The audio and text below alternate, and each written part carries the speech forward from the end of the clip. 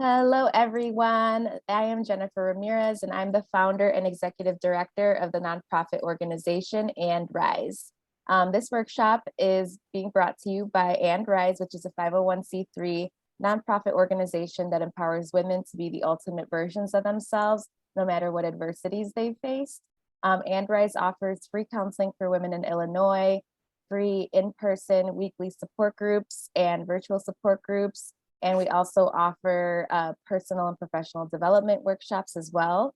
And this event is being led by Madeleine Moore, who is a secondary school teacher in British Columbia, Canada. She also teaches creative writing to children at a non-for-profit arts education center.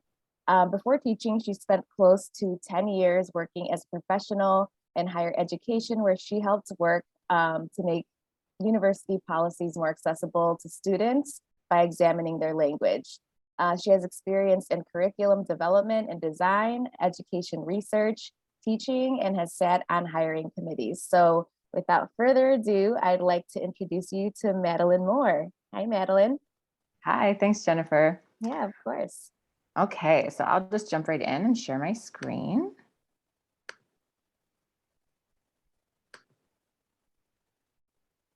Okay. Oh, one sec though. Let's start this first.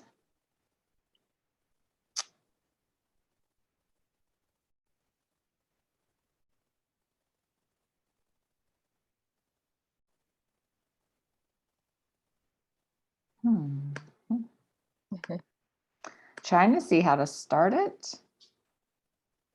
Yeah, so I think it's under slideshow. If you click on slideshow.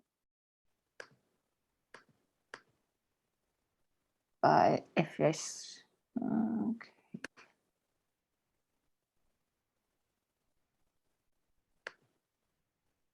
There we go. There we go. There we go. Perfect. Okay, so this presentation is going to cover just the very basics of resume building. So that includes all the important information sections, some different formatting examples, and some examples of how you can use language to kind of emphasize your hard skills, your soft skills, and your marketable skills.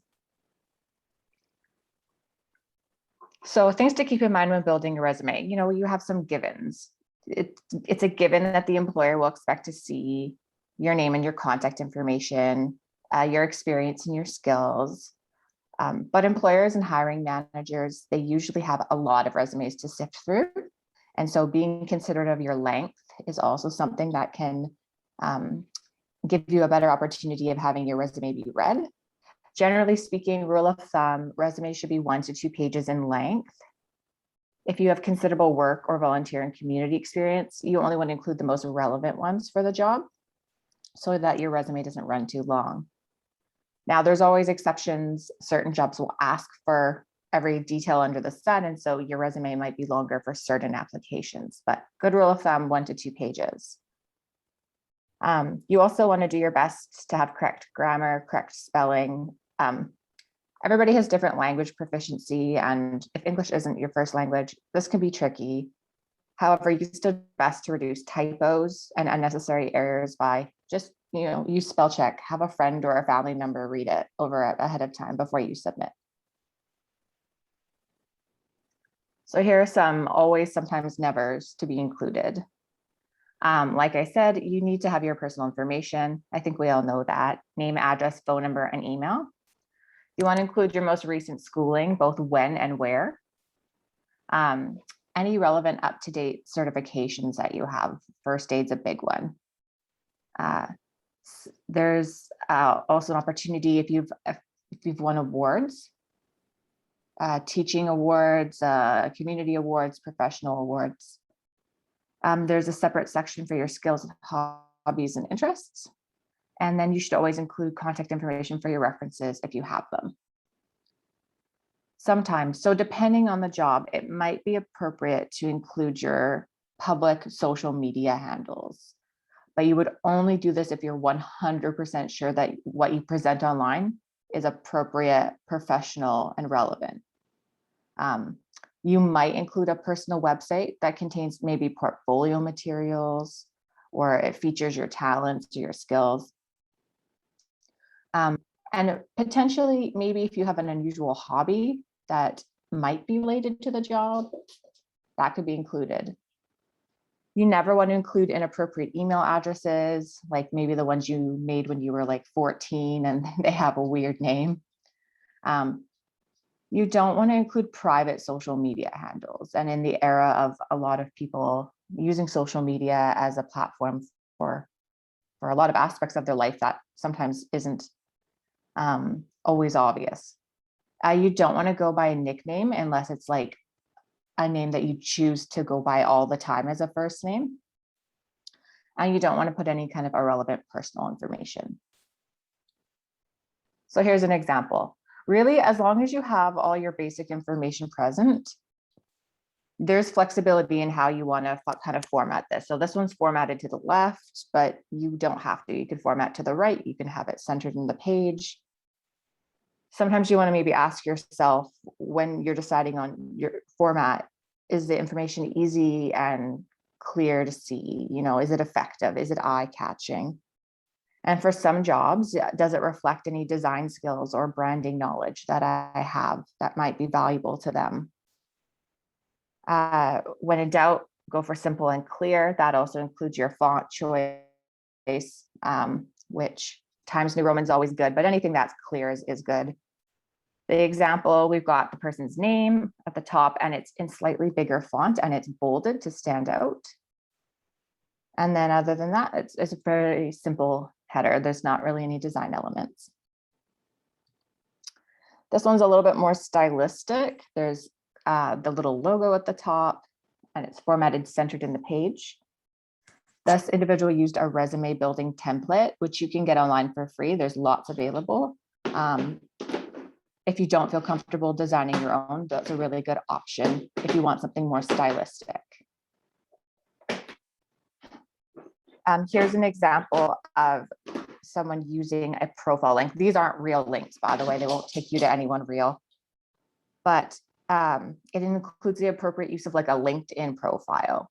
So the reason why this person would be a LinkedIn profile is because they're applying for a job, which is also their current job title. So it's showing their specific current relevant working experience.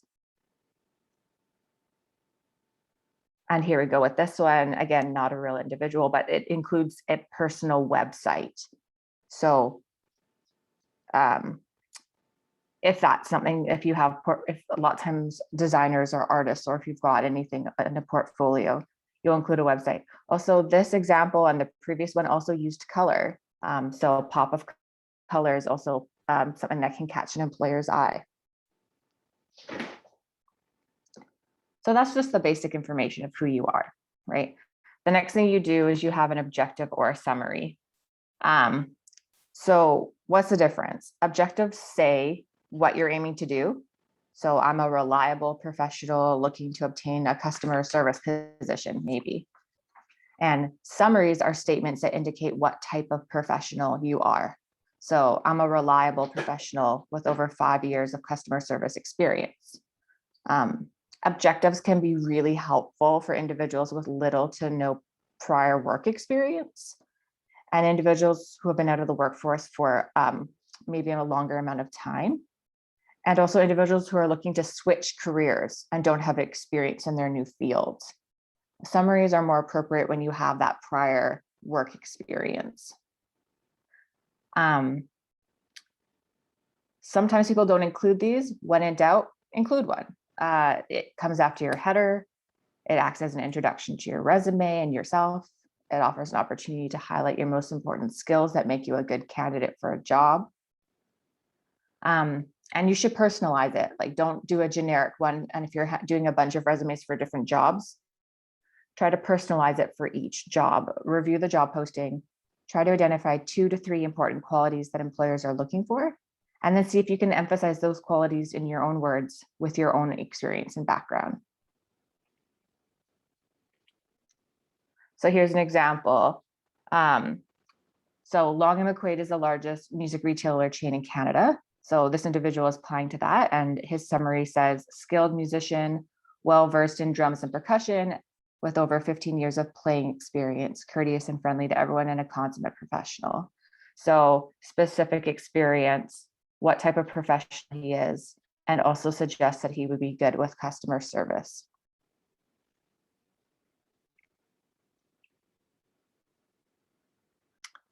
Yeah, so objectives are particularly helpful if you have limited work experience. You'll have more opportunity in a cover letter to kind of explain or address any gaps you might have in your professional experience or in your education. So you don't need to do any more explanation, really. Your objective and summary should be really brief, just a tiny little sentence. What are you as a professional? And my tip is you begin your objective or your summary with a descriptive adjective, and then you follow it with a noun.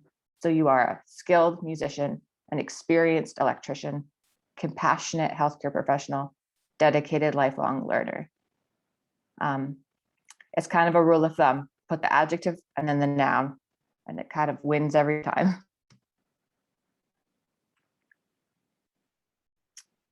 Okay, so your education section usually comes after the objective or the summary.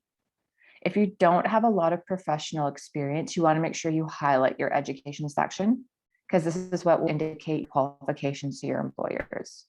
That's why it's important, especially if you don't have a lot of professional experience, for it to be sooner rather than later on your resume.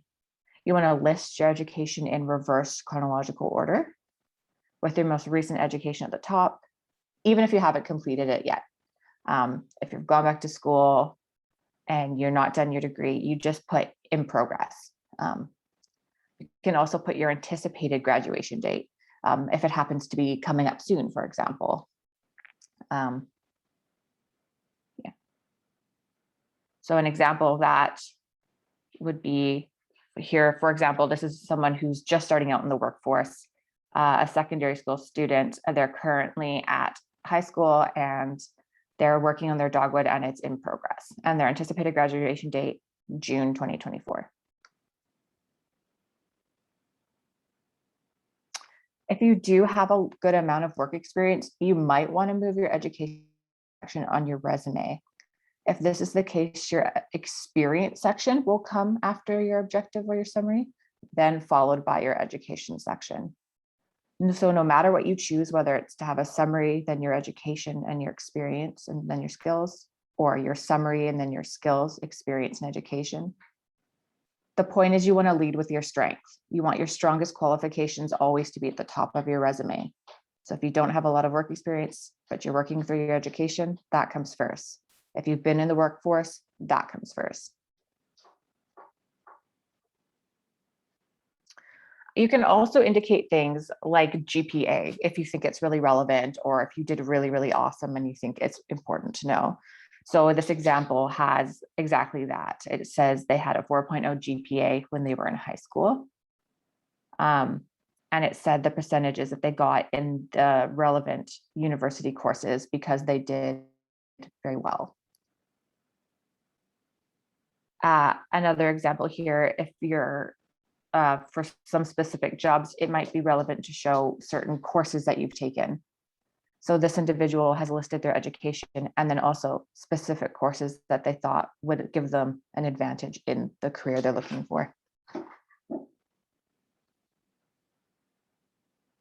So it's important to highlight all your previous experience. So even if you don't have any work experience, if the field you're applying for, you can always use volunteer experience.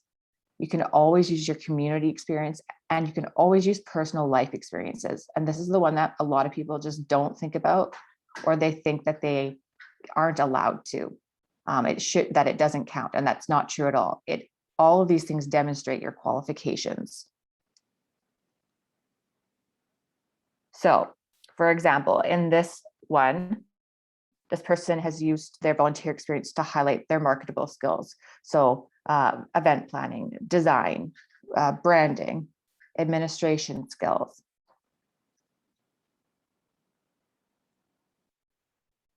So the other part of this is it really matters how you describe your skills, especially if you're talking about personal experiences. So when you describe your past or current responsibilities and experiences, it's more effective if you use precise and active language. So you want to choose verbs that are descriptive and that provide relevant details.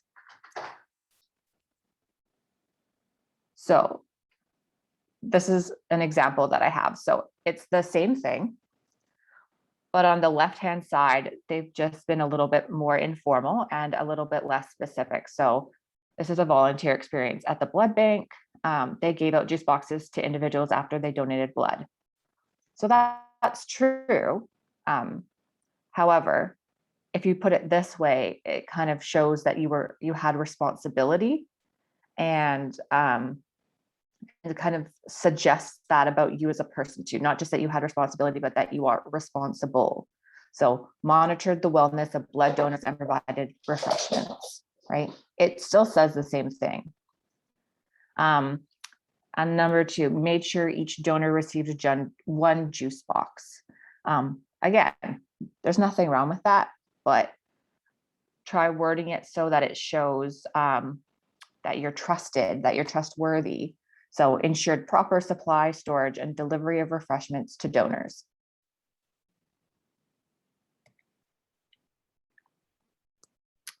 And there's 2 examples here just to show you. You're going to see all of the first words in these bullet points. They're going to be those descriptive verbs, right? Managed, responded, created, designed, shared, coordinated, operated, completed, helped, right? And some different formatting options as well.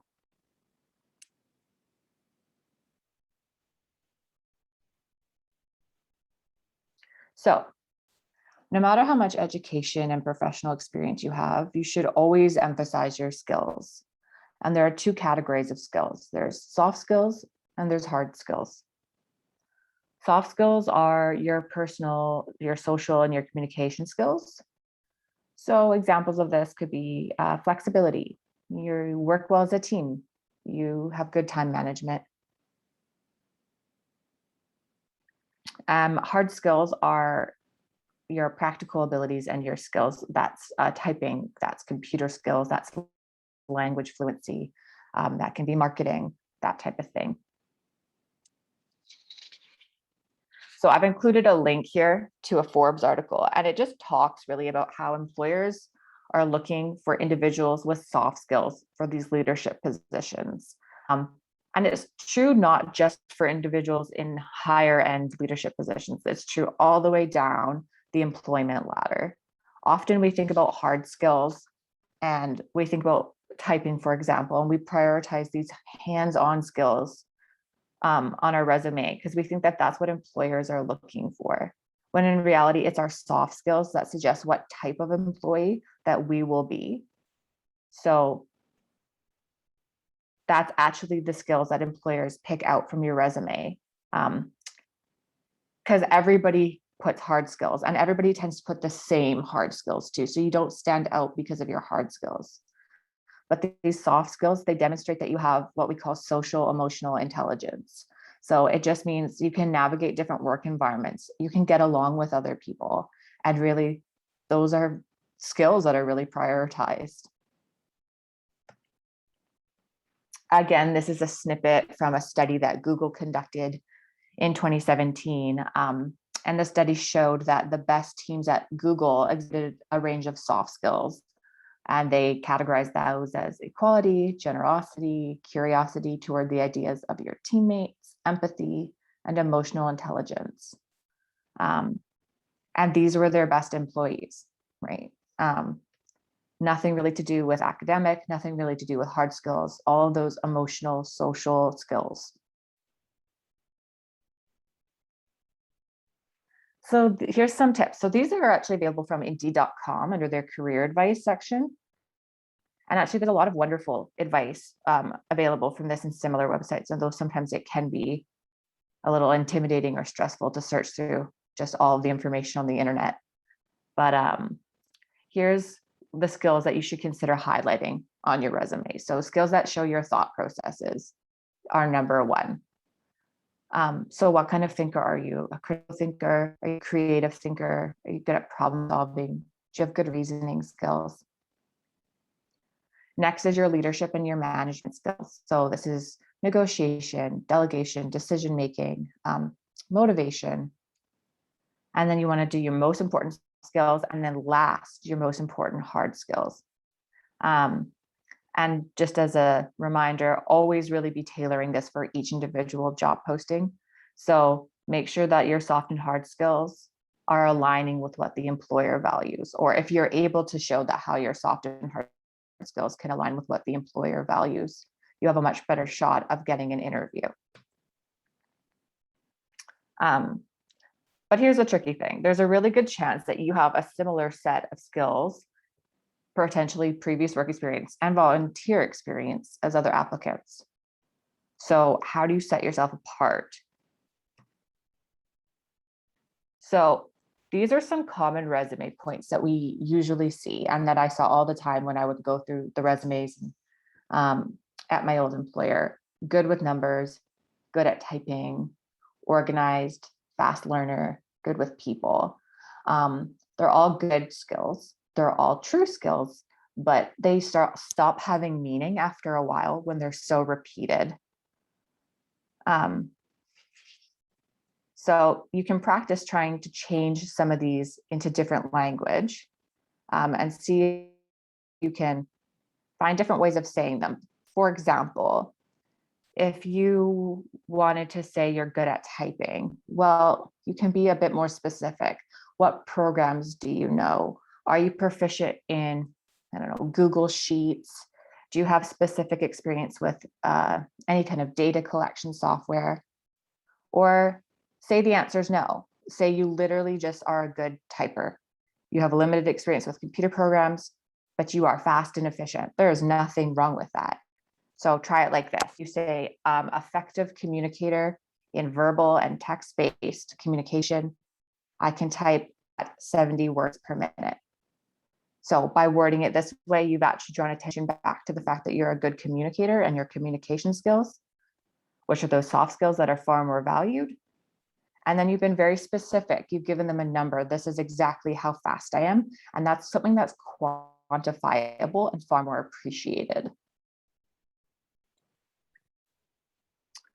So if you have limited work experience, or if you've been out of the workforce for a period, you might find it challenging to identify your marketable skills. But here's the thing, just like our personal experiences, all of our personal skills, they're all marketable skills. It's just a matter of finding the right way to word it. So here's some examples. So if you like to make a personal statement with your fashion and your style, you could word it like this: I'm innovative, dynamic, and confident. Or I'm confident speaking in front of groups of friends and out in front of a crowd. Okay, so then you are self-assured and you have excellent presentation skills. You enjoy speaking in public.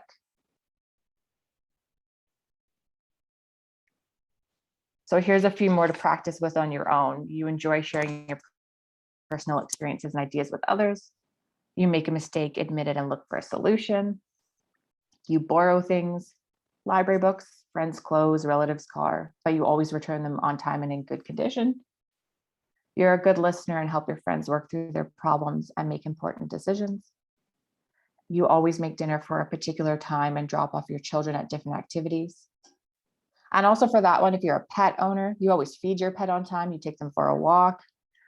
These are things that most of us do all the time, every day, and they're all marketable skills. So here's just an example of different ways of formatting skills. Sometimes skills are also called qualifications. Either language is okay.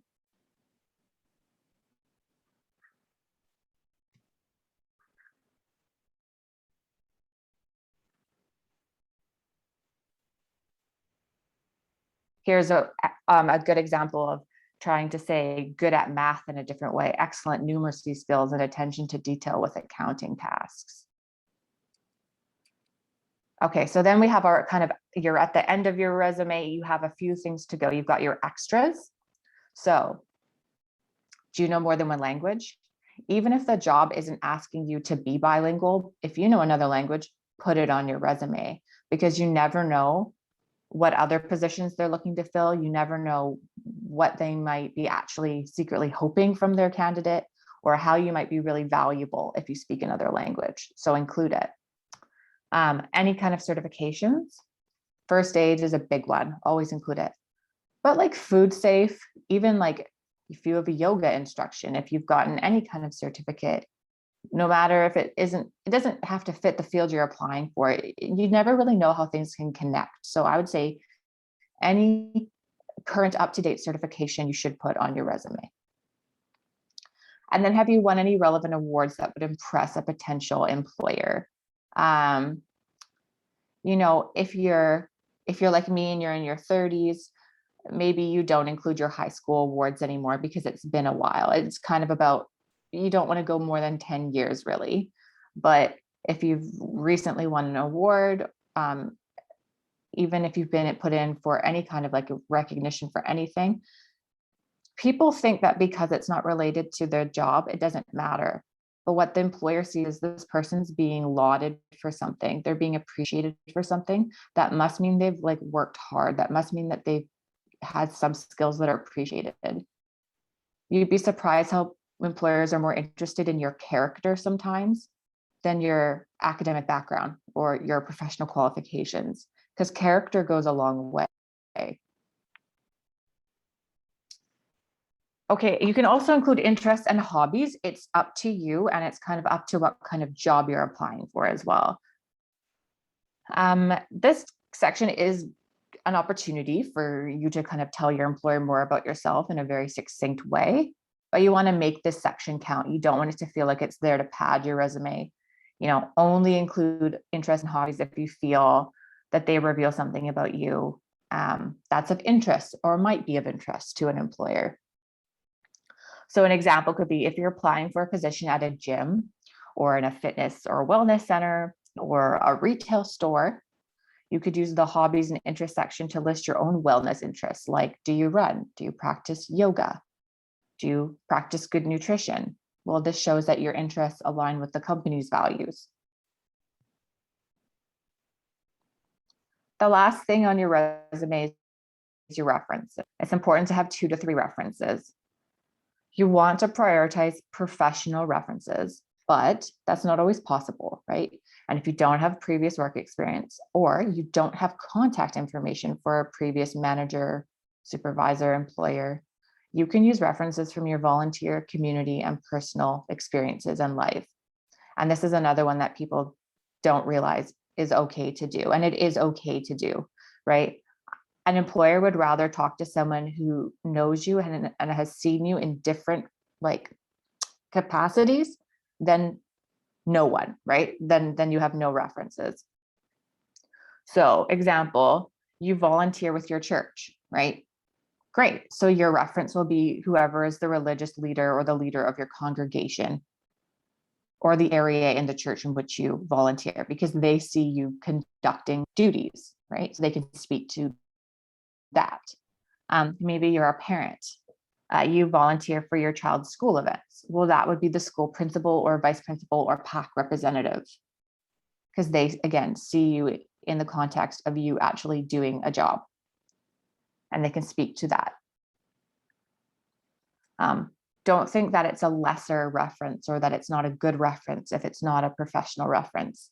That's just not true.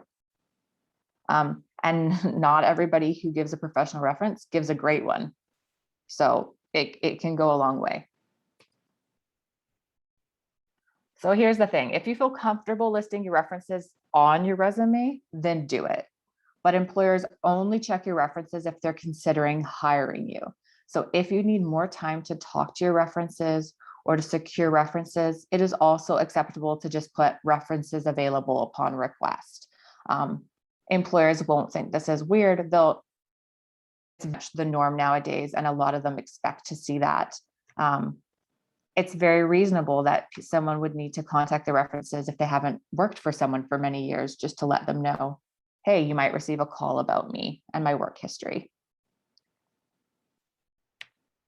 And that's it. I will stop sharing now. Well, thank you so much for that awesome presentation. I do think there's a lot of really useful things in there for sure.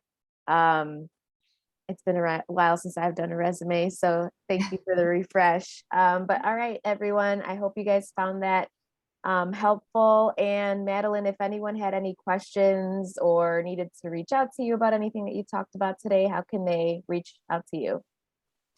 Yeah,